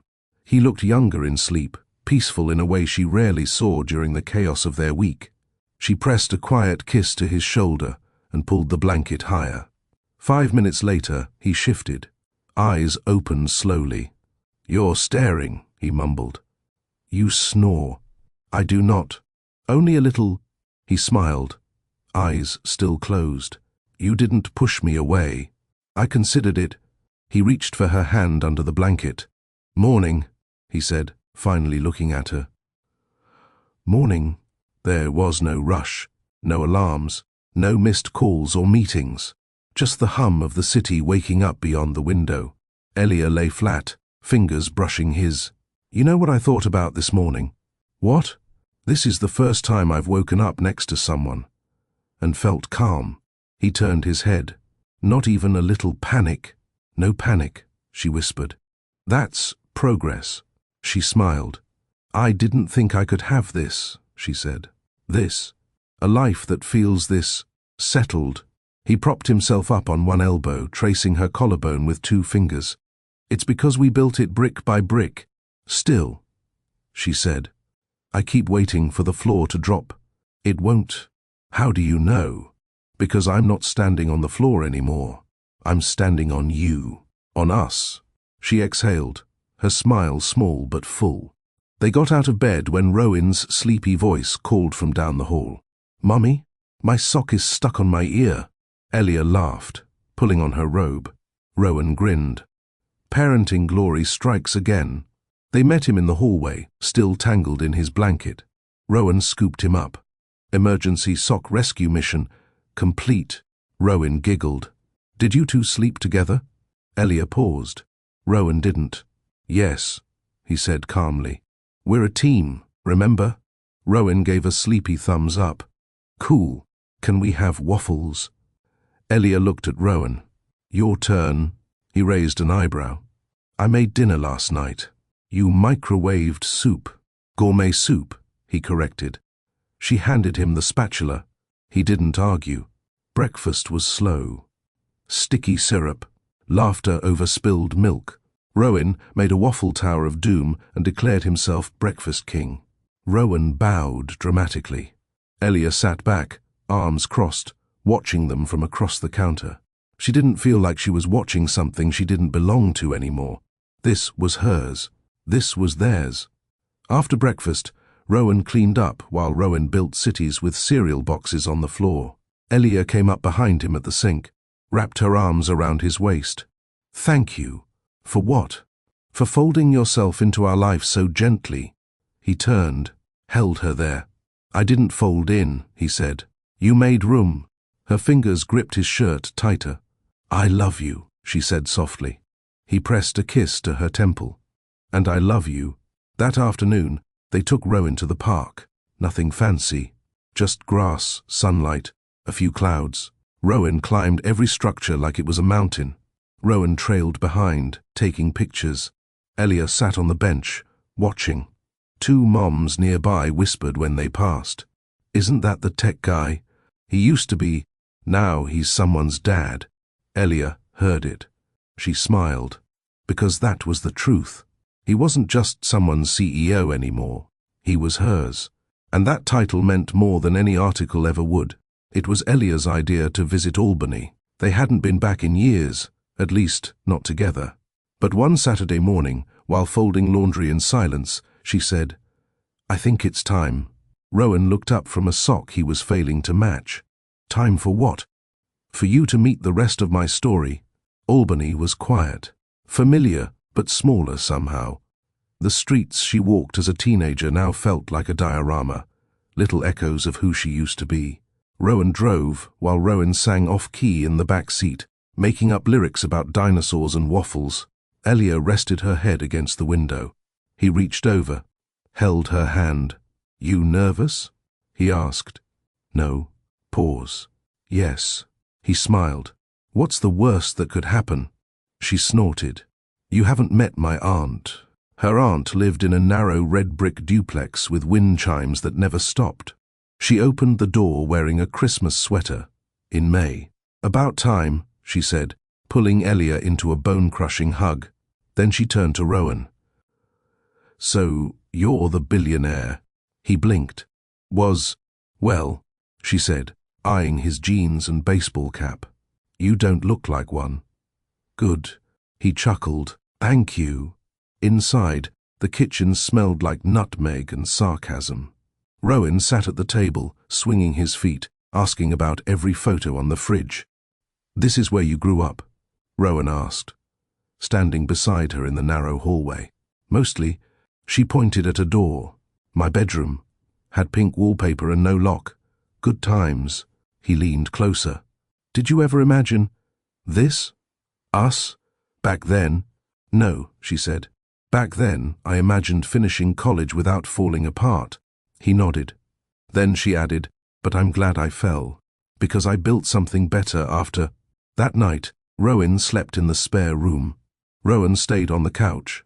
Elia lay awake, staring at the ceiling in her old room, heart thudding. It wasn't doubt, it was recognition. She wasn't that girl anymore, and neither was he. The next morning, they had breakfast at a diner Elia once worked in. The owner still remembered her. "You used to mop like your life depended on it," he said, grinning. "It kind of did," she said. He looked at Rowan. "She was the best employee I ever had. Smart, quiet, always early. Took double shifts and didn't complain once." Rowan nodded, eyes lingering on her. After the man left, Rowan said softly, "Why didn't you ever tell me you worked jobs like this?" She shrugged. "Because you hired me to manage your schedule, not share my scars." He leaned across the booth. "I want all of it now." They walked around her old neighborhood before leaving town. Rowan chased a butterfly across the sidewalk, while Elia pointed out her elementary school. Rowan stopped suddenly. "What's that?" She followed his gaze. "An old library. 2 stories. Faded lettering." She smiled. "That's where I hid when the world felt too loud." He looked at it, then her. "Want to go in?" She hesitated, then nodded. Inside, it still smelled like dust and comfort. Elia led them to a small reading nook in the corner. "This was mine," she said. Rowan knelt, brushing a finger along the carved initials on the wood bench. "You wrote here." She pulled a small notebook from her bag. "I wrote everywhere." He opened it. Poems, scribbled thoughts, a letter she never sent. To him. He paused. "You kept this?" "I kept all of it," she said quietly. "Even when you forgot." Back in the car, Rowan fell asleep. The road home stretched ahead. Elia reached into her purse, pulled out a small envelope, handed it to Rowan. "What's this?" He opened it. Inside was a photo, black and white, grainy, a sonogram. He stared at it. Then her. "I'm 10 weeks," she said. He blinked. "You're—" "Yes." Silence filled the car. Then, slowly, his eyes welled. "I get to do it right this time." She reached over, gripped his hand. "We do it right. Together." Rowan was asleep when they pulled into the driveway. The streetlights cast soft shadows on the sidewalk, and Elia turned in her seat to look at her son. His lips parted slightly, cheeks flushed, arms wrapped around his plush dinosaur. Rowan glanced at her. "Want me to carry him?" She nodded. Carefully, Rowan opened the car door, lifted Rowan into his arms, and carried him inside. Elia followed, watching the 2 of them disappear down the hallway. For years, this image had only lived in her head. Now it was real. Later that night, Elia sat on the edge of the bed, brushing her hair. Rowan leaned against the doorframe, watching her. "You okay?" he asked. She looked at him through the mirror. "You've been quiet." He walked in, sat beside her. "I'm trying to find the words," he said. "For what?" "For how grateful I am that you didn't slam the door in my face back then." She turned. "I almost did." He smiled. "I know." They sat in silence for a moment. Then Rowan reached into his jacket pocket and pulled out a tiny box. Her breath hitched. He opened it. Inside was a silver necklace, delicate and simple. A small charm hung at the center, the letter R. "For Rowan?" she asked. He nodded. "And for us?" She smiled. Not wide, not dramatic, but soft, real. The next few weeks passed in quiet rhythm. Rowan started calling Rowan Dad more naturally. Elia finally let him pick up Rowan from preschool without triple-checking every step.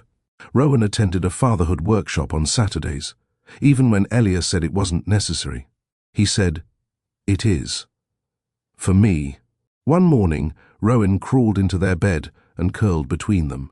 "Can the baby sleep here too when he comes?" he asked. Rowan blinked. Elia laughed. "Don't start taking sides." Rowan grinned. "I hope he likes dinosaurs." That evening, Rowan brought home a parenting book titled Second Chances in Fatherhood. Elia raised an eyebrow. "Research," he said. She smirked.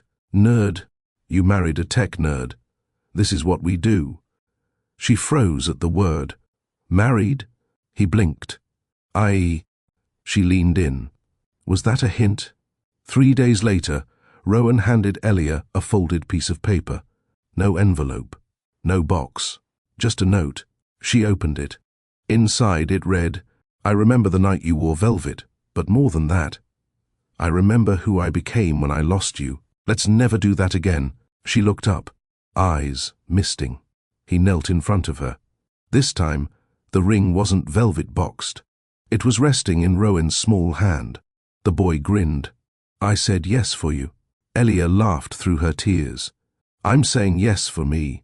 They married in a quiet courthouse ceremony. No tuxedo, no crowd. Just Elia in a pale blue dress, Rowan in a grey button-down, and Rowan with a clip-on tie that kept spinning sideways. After the vows, Rowan bent down to Rowan's level. "You're my first promise," he said. Rowan hugged him so hard he nearly knocked them both over. The house outside the city slowly became a home. Elia painted the nursery herself. Rowan built the crib twice, because the first one wobbled. They read books at night, made pancakes shaped like animals, and argued over baby names during car rides. "You want tech names?" Elia asked once. "Don't tempt me," Rowan said. "I'll name her Pixel or Bug," she teased. They laughed, because now they could. One night, Rowan woke up to find Elia standing by the window. She rubbed her belly. The moonlight caught her profile. He walked over, wrapped his arms around her from behind. "Thinking." She nodded. "Just remembering who I was. Before all of this." He kissed her shoulder. She was strong, and she raised a boy alone, and she forgave a man who didn't deserve it.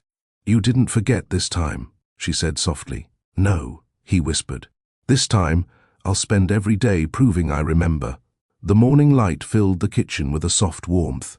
Elia stood barefoot near the sink, pouring orange juice into 3 small glasses. She wore one of Rowan's button-down shirts, sleeves rolled up, collar open, and her hair in a loose braid that Rowan had helped twist. Rowan entered with Rowan on his shoulders, the boy's laughter echoing off the walls. "Mommy, I'm taller than Daddy now." Rowan raised a brow. "You trying to take over my job?" Rowan giggled. "I already have your hair." Elia turned, smiling.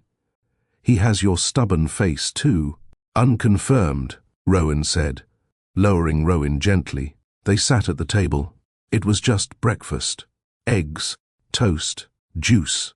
But it felt like everything. No meetings, no flights, no missed birthdays. Just presents. Rowan told them about a classmate who claimed dinosaurs were pets in the olden days. Rowan gasped in mock horror. "They never told me that in tech school."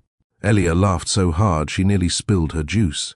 After breakfast, Rowan helped Rowan into his shoes and jacket. "Ready?" he asked. "Yup," Rowan chirped. They were heading to the Saturday book fair at the school. Rowan had volunteered to help, and Rowan insisted on showing him the dinosaur section. Elia watched from the porch, arms crossed, leaning against the doorframe. Rowan turned to her. "Be back by lunch." She nodded. "Don't buy every book on the planet." Rowan raised a finger. Only the ones with teeth.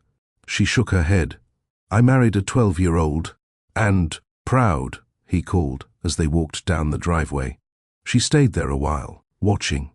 The two of them walking side by side. One tall, one small. Matching steps, matching shadows. Elia's phone buzzed. A reminder. Doctor's appointment. She drove into the city, hand resting on her belly as the car weaved through traffic. Her OB smiled the moment she entered. How's the little one? Active, Elia said, settling on the exam bed. They did the usual checks. Then came the scan. A soft rhythm filled the room. The baby's heartbeat. Elia blinked back tears. It still amazed her. You've come a long way, the doctor said gently. Elia smiled. Feels like a different life.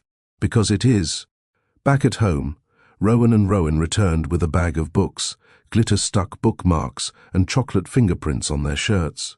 Rowan walked into the kitchen and found Elia humming, stirring pasta. He hugged her from behind. You smell like garlic and joy, he said. She grinned. You smell like crayons and candy. He pulled out a sticky bookmark.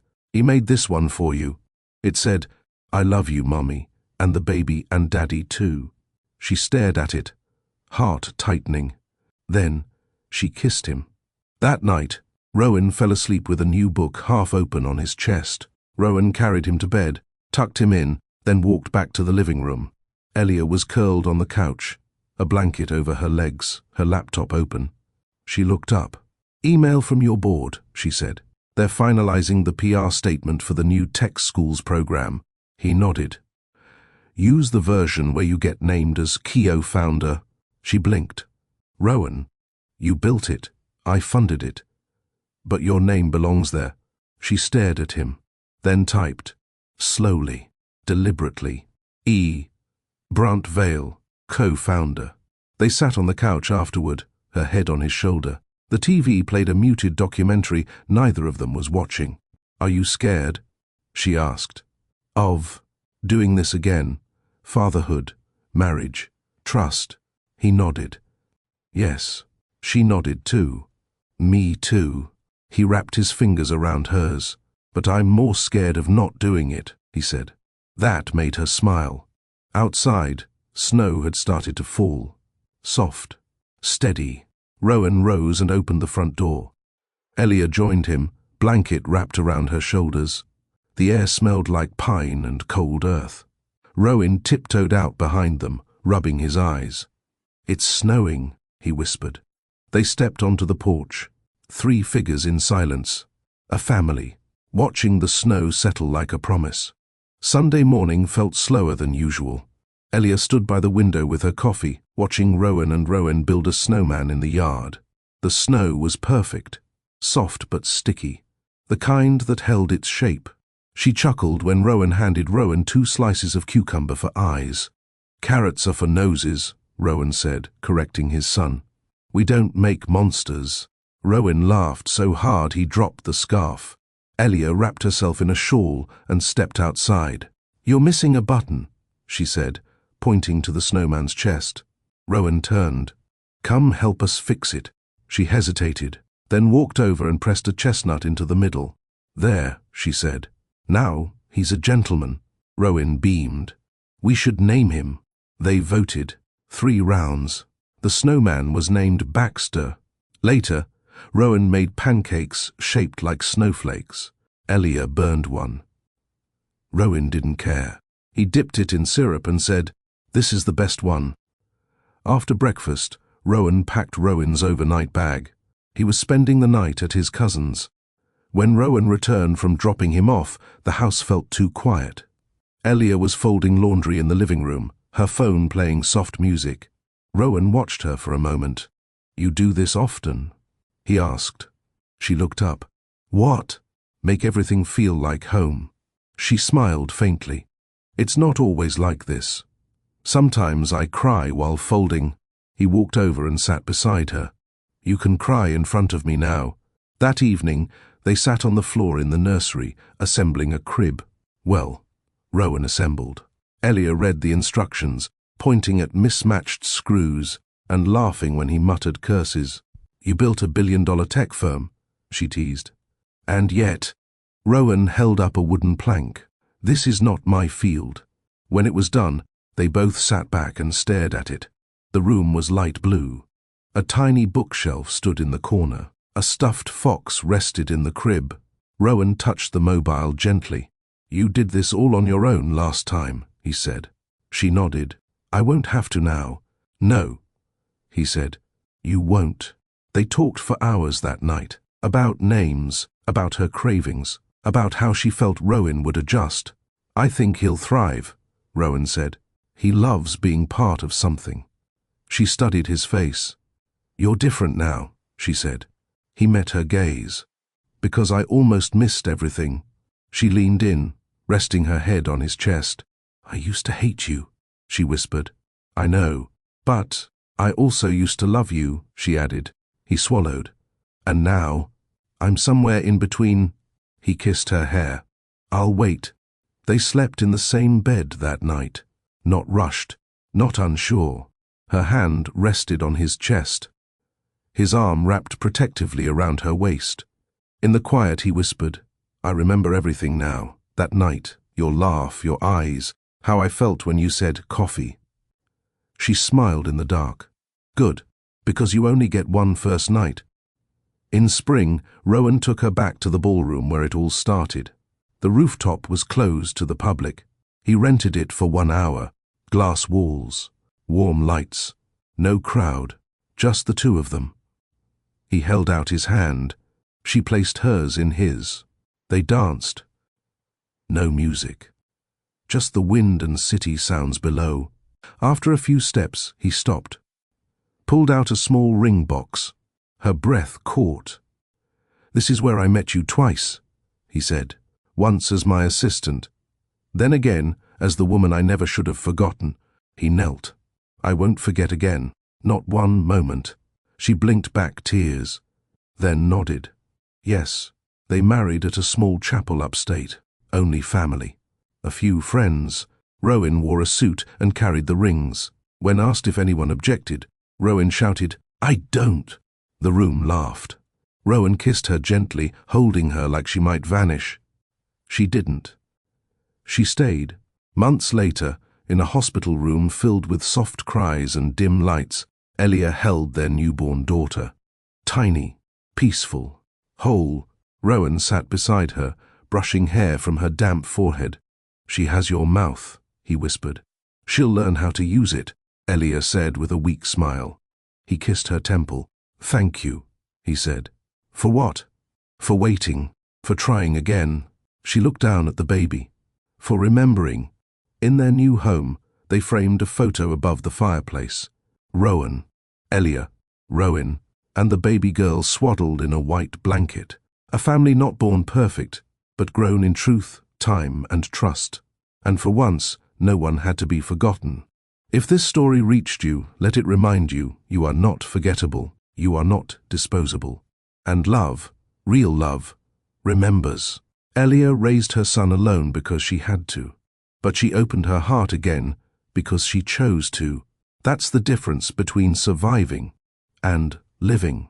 Rowan made mistakes, big ones, but he didn't rewrite history with promises. He showed up, he stayed, and he earned his place. So if you've ever felt unseen or left behind, this story is for you. If you believe healing is possible, if you believe in second chances that are earned, not begged for, you're in the right place. Drop a comment below. Was it the moment he built that scrapbook? Or when she finally let him back in? Tell us your favorite scene. We read every single one. And if this isn't your first time here, welcome back to a channel where stories have meaning, where mistakes don't define you, effort does. Subscribe, like, and share this story with someone who still believes in love that remembers. Because sometimes the best stories aren't perfect. They're just true. We'll see you in the next one.